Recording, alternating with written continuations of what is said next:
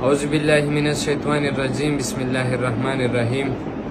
څنګه چې تاسو ته پته ده 28 تاریخ باندې په باغ ناران کې یوه لویه جلسه ترسره کیږي.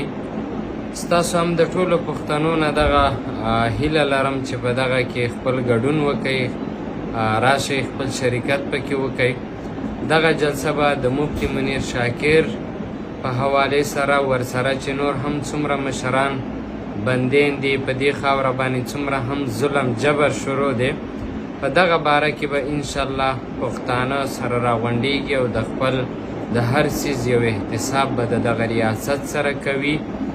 ستاسو د ټولو نه همدغه هیلې دي چې راشئ یوه بجه چې ځانونه د باغ ناران ته راورسوئ، چې په هر رقم مشکل وي، هر رقم څه هم وي، و تاسو حتما باغ ناران ته ځانونه راورسوئ. یوه به جلسه به انشاءالله جلسه سټارټ اخلي. هم تاسو کوشش وکړئ چې په وختونو باندې د هرې ولسوالۍ نه خپل خپل کشران مشران څومره هم ګوندونه دي راشي. ډېره مننه کوم، خوشحاله اوسئ.